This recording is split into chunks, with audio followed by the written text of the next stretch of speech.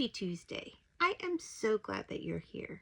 Today, I want to spend a little bit of time encouraging you about taking your thoughts captive and what happens when we don't, but that it's okay when we have those momentary lapses and how we can get back on track.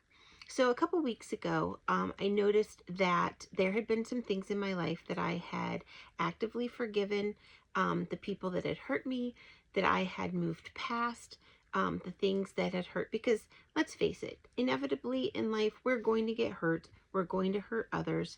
We're imperfect people in an imperfect world, living with other imperfect people in the same imperfect world. And so conflict is going to arise, problems are going to happen, feelings are going to get hurt, and we are the ones that have the choice of what we're going to do with it. And so there were situations in my life that I have forgiven. I have actively chosen to forgive the people that have hurt me. I have moved past it. But then every once in a while, something will come up, or the same patterns are still happening. And so I have to re-forgive, or I have to remind myself that this is done and over with. And so I was having one of those moments, one of those momentary lapses. And I don't know about you, but for me, especially as a female, I will have imaginary conversations in my head. I will argue with people in my head. I will debate with people in my head. I will um, replay conversations that I've already had with people. And I used to do it thinking that it was a good thing and that I was going through like a healing process by figuring out what I did wrong and how to do it better. But I'm quickly realizing that that is just a lie of the enemy. And all he's trying to do is take my thoughts captive. Take me captive. Take my thoughts in my mind and keep me in the past, re-stir up all of those feelings of anger or hurt or unforgiveness or bitterness or whatever it is that I've been struggling with those people.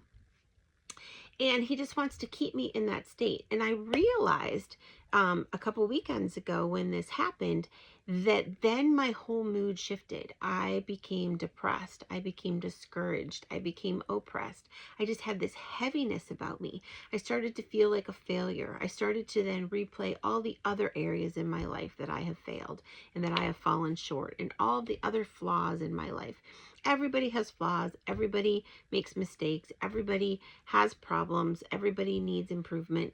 And the enemy was just highlighting that to me. And so I realized when I really thought about it, and I just took a moment, I was like, okay, here is where the problem started. Like, here is where I allowed the open door. Here is where I allowed the enemy to get a hold of my thoughts and to just run with it. And so I realized at that point in time a couple of things. And this is the encouragement that I want to give to you. If you find yourself going down that rabbit hole, if you find yourself having those imaginary conversations with people that have hurt you, or people in your past, or friends, or whatever, excuse me, and you want to get off that crazy train, for lack of a better word. You want to get off that racing rabbit trail that is leading nowhere good, then I want you to just stop. I want you to stop, and I want you to talk to God, and I want you to say, you know what, God, I know that if I need more healing, you will provide the way. I trust you enough that if I need to revisit these conversations, or if this relationship has not been resolved in a way that pleases you, I trust that you will bring it to pass, and that you will create the atmosphere and the situation so that it can be resolved. I trust you. I don't have to do it on my own. I don't have to replay it in my head. I don't have to sit here and mull over, what did I do wrong? Where am I broken? What do I need to have fixed? What do I need to have healed? No. I just need to give it all over to you, and I need to focus on the things that you want me to focus on. And that is from Philippians 4:8. Whatever is true, whatever is lovely, whatever is pure, whatever is admirable, whatever is holy, think on these things. That is a paraphrase, but that's basically what that verse is saying. Think about the good things. Lord, you want me to focus on praise and worship. You want me to praise you and worship you. You want me to focus on thanking you. You want me to focus on the blessings in my life. You want me to focus on your promises instead of life's problems. When I focus on the right things, then everything else comes to play and comes into place. It comes into alignment. For example, I was reading a book this past weekend, and in the book, it was an amazing book. It isn't out quite yet. I'm pre-reading it, and I forget the title of it exactly, but I will be talking about it in the mentorship. I will be talking about it various places. So it was an amazing book. It was by Steve Boyles. I do remember the author, which is weird. Usually I remember titles instead of authors. So Steve Boyles, Boyls. His wife, I believe her name is Catherine. I know it started with a K. Boyles, Boyls, MD, and then Troy Anderson helped them write it. So if you look up those names, you'll be able to find it. It's probably on pre-order right now. But it was a book about Steve himself. He contracted COVID, and he ended up in the hospital. And the book is as much about his trip to heaven while his body was healing as it was about his wife and their prayer warriors down here on earth fighting for his life, fighting for his healing here on earth instead of up in heaven. So it was an amazing book on both parallel stories were just amazing. But as I was reading the book, it was talking about taking authority in Christ, using our authority that we've been given in Christ. And so as I was going to sleep on Saturday night, I said to God, I said, I know this concept. Like, I know the overall arching idea of taking our authority in Christ, but I don't know all of the specifics. I don't know all of the details. I don't know exactly how to live that out in my daily life.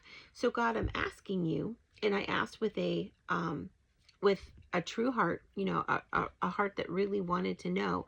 And so I said, God, teach me, like show me how to do this.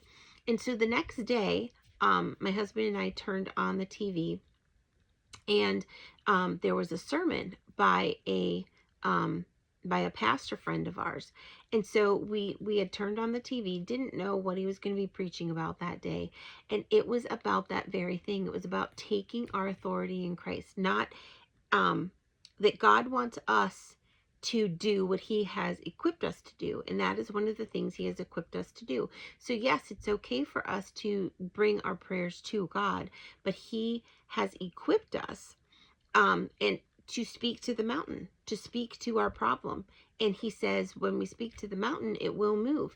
And I had always understood the broad concept of it, but I didn't know how to live it out in my daily life. And so this sermon was just one step of getting me closer to understanding that full thing. And so I say that to go back to the original conversation, that if God wants to heal something specific in your life, do you trust him enough that he will bring about, if you have that heartfelt prayer and that heartfelt desire to really truly have him help you? Do you trust him enough that he will bring it about, that you don't have to replay those imaginary conversations or the conversations from the past? God doesn't want us to live in our past. God wants us to live in our present and be preparing for our future. He doesn't want us looking back with regrets. He doesn't want us looking back with shame or guilt or any of those things, or even on the flip side with pride or justification, manipulation, the victim mentality. He doesn't want us doing any of that. Those are all lies from the devil. And when the enemy can keep us in that state of oppression, depression, discouragement, lack of hope, shame, guilt, anger, bitterness, unforgiveness, when he can keep us in those negative feelings, then how are we positively influencing the kingdom? How are we able to come alongside and pray for our friends when we are so focused and so self-focused on our own problems? And when I say problems, I mean, if God has already brought you through that situation and you have already forgiven that person, then it's done and over with. God doesn't want us revisiting it unless he has a purpose for reconciliation, restoration, something good to come out of it.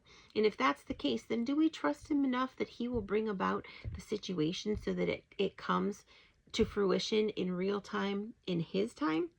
I do. I realized that when I was struggling with the taking my thoughts captive, that I truly do trust God. And so my focus then shifted to praise and worship, listening to Christian podcasts, which the Cheer Up podcast is a great one. I want to recommend that one to you. If you haven't already started listening to it, the link is always in the bottom of all of these YouTube encouragements. Sermons, those are great to listen to, reading my Bible, and just talking to God, reading a Christian novel, just filling my mind with pure, admirable, holy things that are true and pure. That's what God wants us to do. And so I realized, so like I said, I had that issue, or I had that weekend that was a downward spiraling weekend a few weekends ago. It was a while ago, maybe about a month or so. And I have not allowed myself to go there again. A couple days ago, I started to find myself wanting to go down, well, not wanting to go down that rabbit trail, but again, there are triggers. There are things that remind me of things from my past. And so in the past, I would dwell on and I would take that and run with it and go down that rabbit trail. And since that weekend, since that time when God really opened my eyes and showed me what was really happening, one, I don't want the enemy to win. I don't want him to get a foothold in my life. I don't want him to get an open door in my life. I don't want him to have any power in my life that he doesn't need. And two, I realized I wasted a whole weekend with negative thinking, with oppression, with depression, discouragement, anger, unforgiveness, bitterness, of things that I had already let go, things I had already worked through. And so I was done. I'm like, when it started to come up again, I said, nope, not going to happen. I either put on the radio, or I started talking to God, or I started thinking about my book 2, Heartfelt Forgiveness. Forgiveness, see? Same topic right there. Started thinking about the plot and the characters and so forth in the new book that I'm going to be writing, starting hopefully really soon. By the time you guys listen to this, hopefully it's already been written and it's getting closer to the publishing stage. But as of the time of the recording, I haven't started writing that one, but I did write the first one. So anyway, back to what I was talking about. God really opened my eyes and showed me the truth and showed me that I have a choice. I can either go down those rabbit holes and waste a good chunk of a weekend, a day, a week, a month, a year, 2 years, 10 years, or I can take my thoughts captive. I can remind God, or remind myself, I should say, by talking to God and saying, you know what, God, you've already taken care of this situation. This one's done and over with. And then the next one that comes up, I'm going to give that one to you right away, because I don't want to go down that rabbit trail. I don't want to have unforgiveness or bitterness or anger or hurt lingering in my life, because it's not worth it. You forgave me. My job, my choice is to forgive others. So that's my encouragement for you today. I don't know if you've ever gone down those rabbit trails, but I know I sure have. And that was a wake-up call. And I figured if it was a good wake-up call for me, then maybe it would bring some encouragement to you. So if you liked this video, hit the like button. If you would subscribe, I would truly appreciate it. And if you think that this would be helpful for a friend, if you want to share it, that would be fantastic as well. Come join the mentorship. We're over on Substack. We're having a lot of fun. We're able to interact and really build the community much more than we were on the old platform. I'm super excited about that. The links for that are down below. And other than that, have a great rest of your day. Have a wonderful week, and I will be back here with you next Tuesday.